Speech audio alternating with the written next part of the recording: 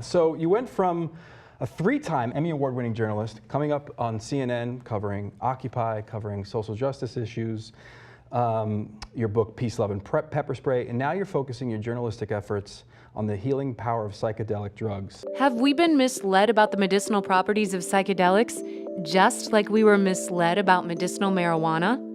More than 40 years ago, governments worldwide made psychedelics illegal, calling them dangerous drugs. But the most dangerous drugs on earth are alcohol and nicotine, and both are legal. The law is not based on science. For thousands of years, native cultures have used psychedelics not as drugs, but as medicines. And science is on their side. Numerous studies show that psychedelics are not neurotoxic. They're non-addictive, and they have the power to cure even the most stubborn cases of anxiety, depression, addiction, and post-traumatic stress disorder. So how do you go from a career made for a mainstream media to like a 21st century Timothy Leary? Well, I've never, taken the traditional route in my journalism there, Dennis. I just realized time after time, I spent a decade on the streets covering some of the worst humanity has to offer, whether it be war, slavery, drug trafficking. And I realized after a certain amount of time that I was just covering the symptoms of the greater problem, which is our collective madness. And we really need healing at the individual level before anything's going to change when it comes to all the destruction we're seeing in this world. So I decided really, from now on for the rest of my career, I'm going to really attack the core, which is this collective insanity and collective need for healing, whether that be physical healing or healing when it comes to mental health disorders. And how do you go about attacking that? I'm working now to start a website, reset.me, which really focuses on natural medicines and psychedelics.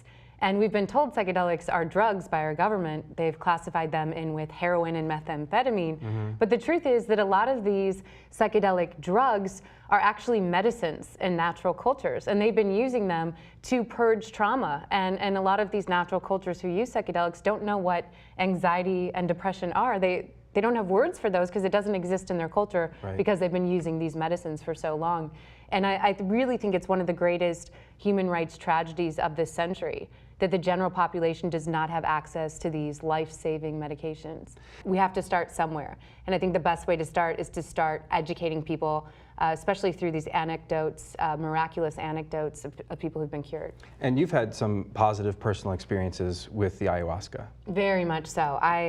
Personally, I was facing symptoms of posttraumatic stress disorder. And as a journalist, I'd spent so many years on the streets covering prescription pain pill addictions to Xanax. And I knew when I started having symptoms of post-traumatic stress disorder that I did not want to reach for prescription medication because I'd just seen the worst of the worst effects of these medicines. And so I knew there had to be another way. And I started researching these natural medicines, and that's when a friend of mine introduced me to ayahuasca.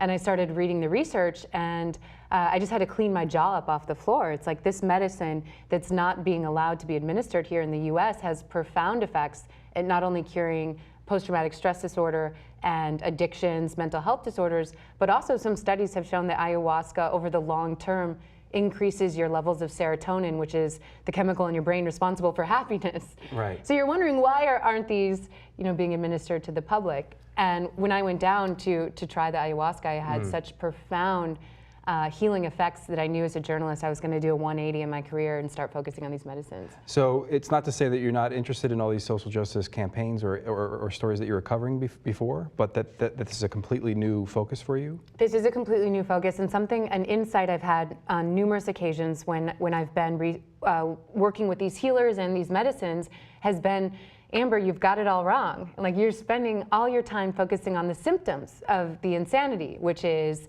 all of the destruction, the wars, the fighting. You really need to get in and focus on healing at the individual level. Show people that they have the power. They don't need necessarily doctors in Western medicine, but that they have the power to heal themselves. And when people start healing at the individual level, collectively, we're going to see dramatic change in society.